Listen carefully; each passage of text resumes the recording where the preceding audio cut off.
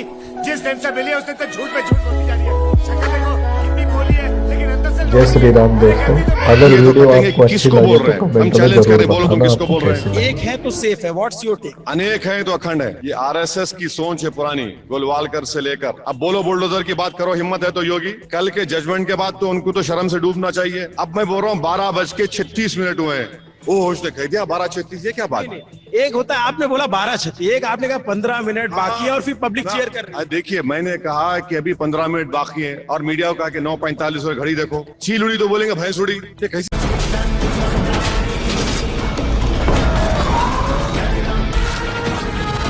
को बता रहा हूँ, जो थोड़ा भटक के कुछ कहते हैं ना कि अपना लीडर पैदा करना चाहिए, तो पाकिस्तान जाए, वहां लीडर पैदा करें अपना। नहीं जाते, क्या उखाड़ता बोल।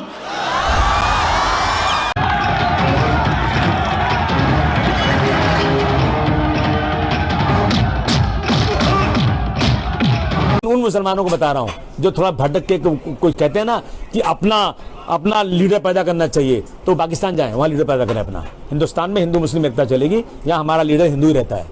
अरे ये समाजवादी का उनका अध्यक्ष है, वो बोल रहा है कि मुस्लिम अकलियत को नेता की जरूरत नहीं है। जो मुस्लिम अकलियत अपने नेता की बात करेगा उसको पाकिस्तान जाना है। अबे तू जा पाकिस्तान को, जाके मिल उससे। हमको बोल रहा पाकिस्तान चले जाओ। अरे ये समाजवादी वाले बोलते तू पाकिस्तान चले जा, ये बीजेपी वाले बोलते तू वहां चले जा। अरे बाबा तुमला क्या बांट लिए? तू पाकिस्तान चले जा। नहीं जाते, क्या करता तू बोल? नहीं जाते, क्या उखाड़ता बोल? अब यहां सरजमीन में पैदा हुए, तुम्हारे आंखों में आंखें डालकर मोदी से मुकाबला कर रहे हैं जमहूरी तरीके से। तुम क्या कर सकते? गोली चला सकते, ना चलाओ गोली। मैं मरने तैयार हूं। झूठ बोल रहा है। 2000 करोड़ रुपए का स्कैम है। हिंदुस्तान में उन्होंने क्राइम किया है, अमेरिका में क्राइम किया है। ये अमेरिका के इन्वेस्टिगेशन ने कहा है, मगर हिंदुस्तान में अदानी जी के खिलाफ कुछ नहीं हो रहा। अदानी जी का अरेस्ट होना चाहिए, हटाया जाना चाहिए, उन पर इन्वेस्टिगेशन होना चाहिए। राहुल गांधी अडानी को गिरफ्तार कराने की इतनी जल्दी में है कि कोई सोच भी नहीं सकता। इतनी जल्दी में है कि वो ये तक भूल गए कि वो खुद बेल पर बाहर हैं नेशनल हेराल्ड केस में। बॉस, अगर आरोप लगते ही किसी को गिरफ्तार करके जेल में ठूस देने का हिसाब लगने लगता तो राहुल गांधी भी खुद अभी जेल में बैठे होते, बेल पे बाहर हैं। दूसरी बात यह है कि यूएस डिपार्टमेंट ऑफ जस्टिस ने खुद इस बात को कहा है कि अडानी के खिलाफ अभी सिर्फ आरोप हैं और दोषी साबित होने तक बेगुनाह माना जाना चाहिए। यानी आरोप अभी साबित तक नहीं हुए हैं, लेकिन राहुल गांधी हड़बड़ी में है क्योंकि उनको अपना एजेंडा सेट करना है।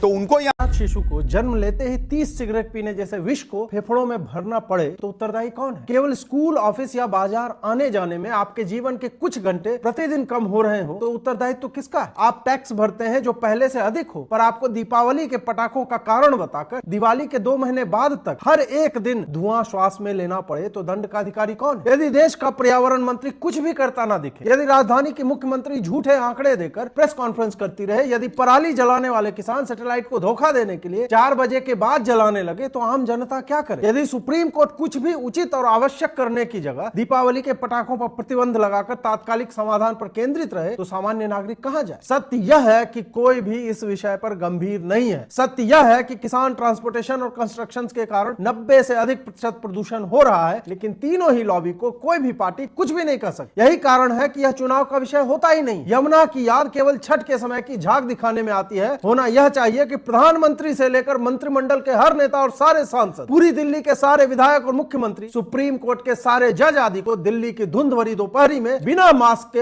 हर दिन 5-5 घंटे हाथ पांव बांधकर छोड़ देना चाहिए। ये सब के सब निकम्मे हैं जिनके अपने घर पेड़ों से घिरे हुए एयर प्यूरिफायर से भरे हुए हैं, जिन्हें हमारे बच्चों के स्वस्थ फेफड़ों में इनके निकम्मेपन से जन्मी काली हवा जाने से कोई फर्क नहीं पड़ता। Make them accountable. पूछिए इनसे टैग करके कि ये सब है कहां।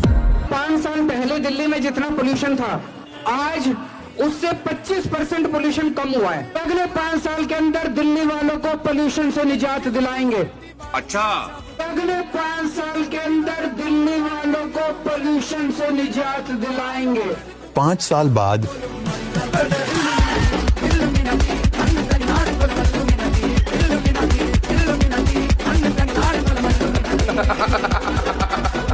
तो दोस्तों, जैसा कि आप लोगों के सामने मैं कई बार बोला करता था कि दिल्ली सरकार अपने किए हुए प्रोमिसेस पूरे नहीं करती है। जैसे कि बढ़ता हुआ पॉल्यूशन कंट्रोल करने के लिए इनके पास कोई भी सॉल्यूशन नहीं है। और साथ में यमुना की क्या कंडीशन हो रही है, आप लोग सभी लोग बच्चा जानता है कि यमुना की कंडीशन कितनी गंदी है। कैलाश गहलोत जो कि आम आदमी पार्टी के एमएलए थे, इन्होंने परसों ही आम आदमी पार्टी से रिजाइन देके कल ही बीजेपी को ज्वाइन किया है। और इनका कहना भी यही है कि आम आदमी पार्टी अपने किए हुए प्रोमिसेस को पूरा नहीं कर पाती है। 10 साल से आम आदमी पार्टी की सरकार दिल्ली के अंदर है, लेकिन उसके बाद भी इनके इलेक्शन लड़ने का मुद्दा भी यही होता है कि यमुना की सफाई करवाएंगे। लेकिन यमुना की क्या कंडीशन है, बच्चे को पता है कि यमुना में 1% भी सफाई करने के लिए कोई भी ऑप्शन इनके पास नहीं है और ना ही सफाई इन लोगों ने करवाई है। और कैलाश गहलोत ने बताया है कि यही प्रोमिसेस दिल्ली वालों के साथ पूरे ना करने की वजह से उन्होंने पार्टी से रिजाइन दिया है। हिंदुओं ने कहा, मोदी जी आप राम मंदिर बनवा दो, हम आपको जीवन भर वोट देंगे, आप 370 हटा दो, हम आपको जीवन भर वोट देंगे। लेकिन उनमें से 40% सेक्युलर हिंदू इतने बेशर्म और जाहिल हैं जो आलू टमाटर प्याज में बिक जाते हैं, जो औरंगजेब को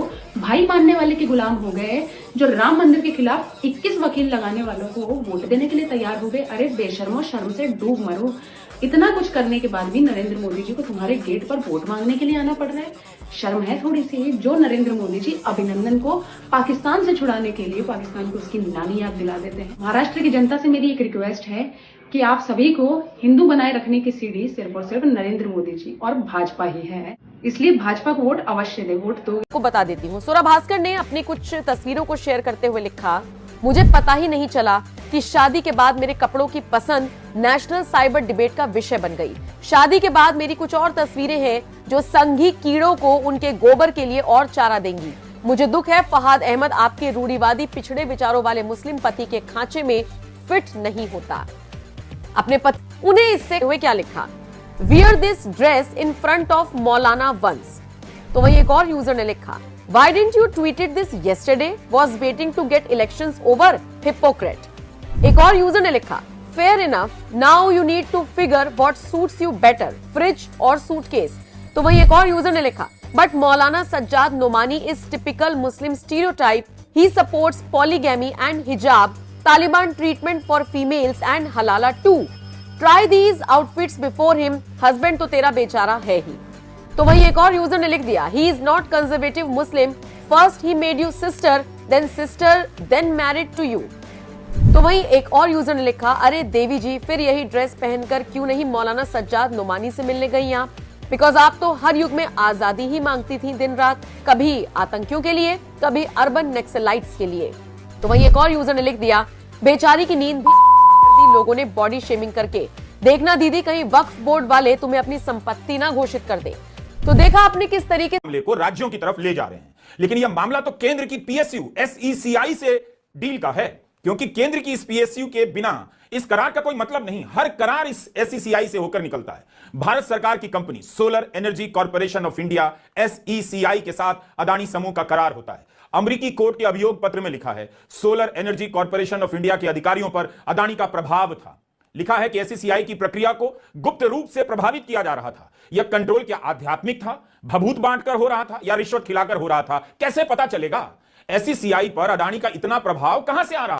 अभी बदत है भाई, अभी बदत है। तो भैया यहाँ पे रवीश जो है, जो दूसरी बात इसने बोला कि राज्य 4 राज्यों के अधिकारियों को, जिसमें एक छत्तीसगढ़ था, ये जुलाई 2021 से फरवरी 2022 के सरकारों की बात हो रही है, मतलब छत्तीसगढ़ में कांग्रेस का शासनकाल था। उसके बाद फिर आंध्र प्रदेश, वहाँ पे जगन मोहन रेड्डी का शासनकाल था, इंडिया अलायंस के मेंबर एक तरह से। उसके बाद तमिलनाडु में DMK plus Congress India alliance के मेंबर एक तरह से, और उड़ीसा जहाँ पे BJD की सरकार थी। अब ये चारों सरकारें या तो कांग्रेस की है या कांग्रेस के समर्थक दलों की है। अब जब ये सामने आ गया तब रवीश कुमार, खैर जयराम रमेश और बाकियों के ट्वीट हमने देखे, उसमें तो उन्होंने वो वाला हिस्सा हटा दिया कि भाई किस सरकार ने क्या उससे मतलब नहीं, मोदी मुर्दाबाद। वीडियो अच्छी लगी हो तो लाइक शेयर एंड सब्सक्राइब करें।